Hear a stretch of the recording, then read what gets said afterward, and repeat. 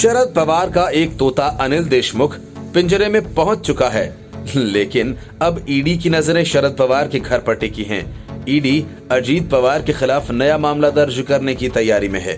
अजीत पवार के खिलाफ income tax द्वारा बेनामी एक्ट के तहत की गई कार्रवाई को आधार बनाते हुए ईडी मनी लॉन्ड्रिंग एक्ट के तहत मामला दर्ज कर सकती है, यानी इनकम टैक्स में चल रहे मामले को ईडी टेक ओवर कर सकती है।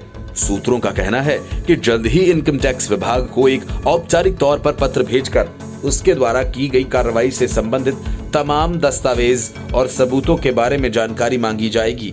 उसके बाद तमाम दस्तावेजों और सबूतों के आधार पर आगे की तफ्तीश और उचित कानूनी कार्रवाई की जा सकती है।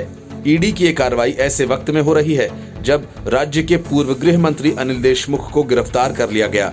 इनकम टैक्स ने बड़ी कार्रवाई करते हुए अजीत पवार की तकरीबन 1000 करोड़ रुपए की ऐसी संपत्तियों को सीज किया। इसका कनेक्शन सीधे तौर पर पवार से है। इनकम टैक्स के सूत्रों के मुताबिक ये कार्रवाई विभाग ने बेनामी एक्ट के तहत की है, यानी इनकम टैक्स विभाग की शुरुआती तफ्तीश के दौरान मिले कई सबूतों और दस्तावेजों के आधार पर बने रिपोर्ट में ये जानकारी सामने आई थी कि गलत तरीके से यानी अवैध तौर पर अर्जित पैसों से कई बेनामी संपत्तियों में निवेश किया गया। इसी वजह से इस प्रॉपर्टी को फिलहाल सीज कर दिया गया है।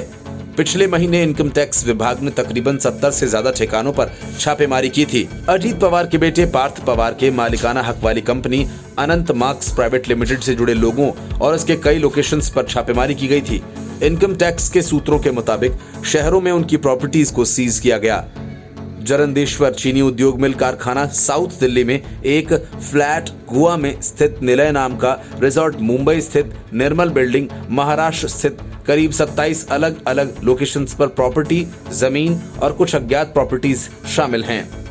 इनकम टैक्स के सूत्रों के मुताबिक पिछले कुछ समय पहले डिपार्टमेंट ने पवार से जुड़े कुछ लोगों के खिलाफ छापेमारी की थी।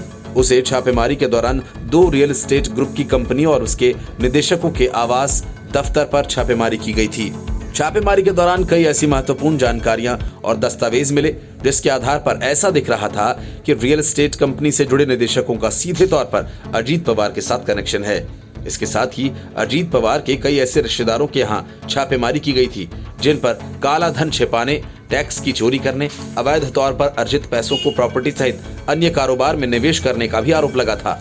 लिहाजा उस वक्त इनकम टैक्स विभाग ने कार्रवाई करते हुए करीब 184 करोड़ रुपए की बेहिसाब संपत्तियों की जानकारी जुटाई।